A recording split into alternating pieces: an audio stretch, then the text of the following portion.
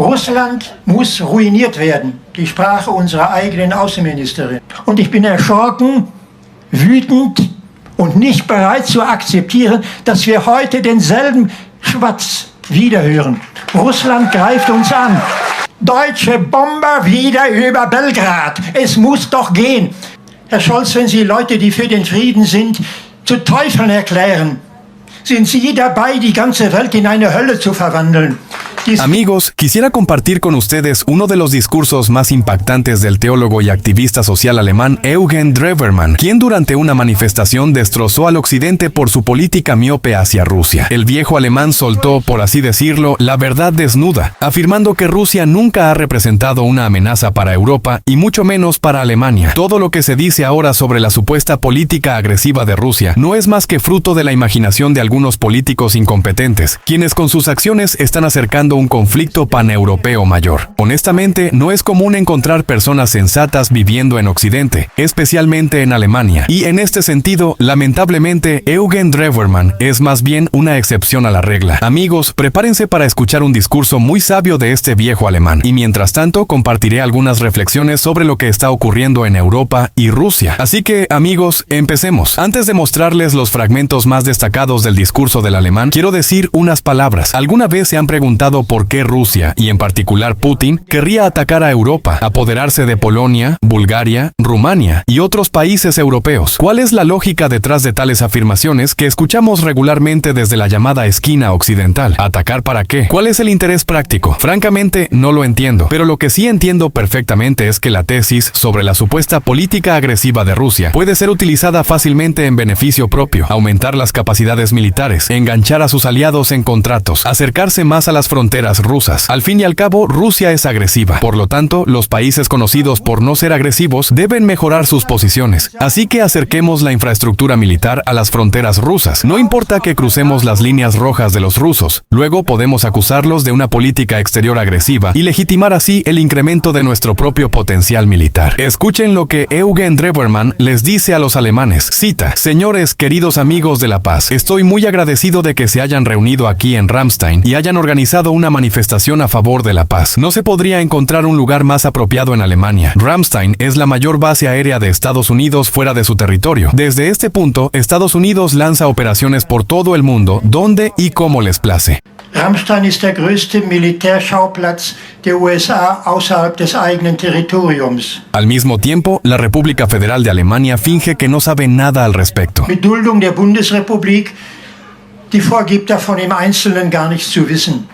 Pero nosotros sabemos de esto y no queremos que continúe. Queremos que el conflicto indirecto en un cierto país termine mediante negociaciones. Sin embargo, cualquiera que se atreva a expresar su deseo de paz es atacado. Por ejemplo, el 23 de agosto en Múnich, en la plaza Marienplatz, el canciller Scholz se lanzó contra unos jóvenes que sostenían pancartas con símbolos de paz. Palomas, dijo. Es posible que sean ángeles caídos del infierno, porque sirven al instigador de conflictos, Putin. No es necesario ser teólogo para comentar esto. Señor Scholz, si usted declara que las personas que abogan por la paz son demonios, pronto convertirá el mundo entero en un infierno. Esto es inaceptable. Herr Scholz, wenn Sie Leute, die für den Frieden sind, zu Teufeln erklären, sind Sie dabei, die ganze Welt in eine Hölle zu verwandeln.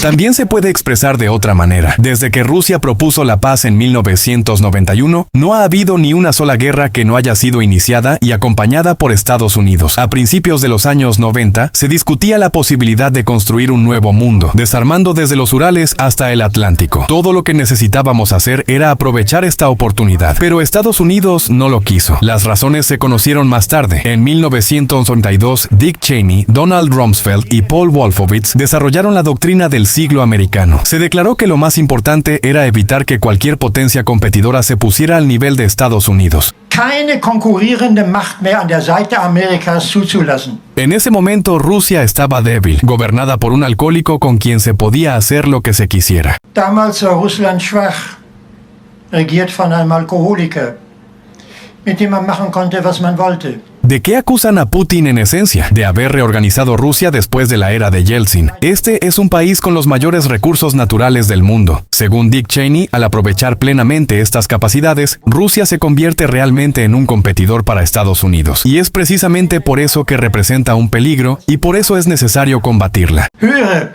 Dick Cheney, ein Konkurrent der USA und deshalb ist es gefährlich, deshalb muss man es bekämpfen. Por eso Putin puede decir lo que quiera. Este instigador de conflictos amenaza a Europa y su libertad. Rusia debe ser destruida, declara nuestra ministra de Asuntos Exteriores, cuyos puntos de vista han sido moldeados bajo la influencia de Estados Unidos. Russland muss ruiniert werden, die Sprache unserer eigenen Außenministerin. Amigos, antes de mostrarles un fragmento igualmente impactante del discurso del alemán, en el que arremete contra Occidente como una apisonadora, permítanme compartir algunas ideas muy importantes. Eugen Drewermann razona con total sensatez. Incluso Gorbachev, a quien yo considero de manera extremadamente negativa, propuso en los años 80 construir una casa común europea, poner fin a la odiada Guerra Fría y forjar relaciones de amistad y cooperación entre el bloque socialista y el bloque capitalista. Incluso cometió un acto absolutamente insensato desde el punto de vista de los intereses soviéticos y posteriormente rusos. Accedió a la reunificación de Alemania y lo hizo sin siquiera exigir la neutralidad de los alemanes. Simplemente dejó que la RDA ingresara en la OTAN. Pero había una condición. Occidente prometió a Gorbachev que la OTAN no avanzaría ni un solo centímetro hacia el territorio de Rusia. Pero lamentablemente, esta promesa no se formalizó en papel y como resultado, en 1999 se produjo la llamada expansión de la OTAN hacia el este. Sigamos adelante. Les recuerdo, amigos, que en los años 90 y a principios de los 2000, el liderazgo ruso propuso unirse a la OTAN para anular todas las disputas mutuas y las amenazas. Pero a Rusia le respondieron con una negativa. La parte rusa también propuso crear un sistema de defensa antimisiles común en Europa. Sin embargo, Occidente nuevamente rechazó la oferta rusa. Mientras tanto, Estados Unidos decidió retirarse del Tratado ABM, que era uno de los pilares de la disuasión en las relaciones entre, primero, la Unión Soviética y Estados Unidos, y luego entre Rusia y Estados Unidos. La parte rusa abogó por mantener el Tratado ABM. La retirada de este tratado permitió a Estados Unidos construir un sistema global de defensa antimisiles y desplegarlo en otros países. Muchos no lo saben, pero en 2008, poco antes de los conocidos acontecimientos en Georgia, el entonces presidente de Rusia, Dmitry Medvedev, propuso firmar un tratado paneuropeo de seguridad. Pero una vez más, Occidente dijo no a la parte rusa. Sin embargo, unos meses después, comenzó el conflicto en Georgia y luego, en 2014, en un país bien conocido. Lo que acabo de enumerar, amigos, son hechos desnudos que apuntan a una cosa. Rusia realmente quería regular sus relaciones con Occidente y nadie deseaba un conflicto. Entonces, surge la pregunta, dadas las circunstancias, ¿es Rusia realmente un país agresivo o es esto solo una fantasía de ciertos países? Amigos, ahora escuchen lo que dice el viejo alemán a continuación. Cita: hablando antes de mí, el señor Ganser insinuó correctamente: debemos salir de la OTAN y hacer de esto nuestro programa. La salida de la OTAN como un paso crucial hacia la construcción de la paz. En 1989, el secretario de Estado de EU, Baker, prometió a Gorbachev que, si el Pacto de Varsovia se disolvía, no habría necesidad de una organización como la OTAN. Pero si continuaba existiendo, no avanzaría ni un centímetro hacia el este. Después de la reunificación de los nuevos estados federales de la antigua RDA con la RFA, el ministro de Relaciones Exteriores de la RFA, Genscher, se preguntó si se podría utilizar este territorio con fines militares, y Alemania declaró que no. Helmut Kohl afirmó 2 veces en Moscú que la OTAN no avanzaría ni un centímetro hacia el este. Desde entonces, hemos sido testigos del avance sistemático de la OTAN. Zweimal Kohl in Moskau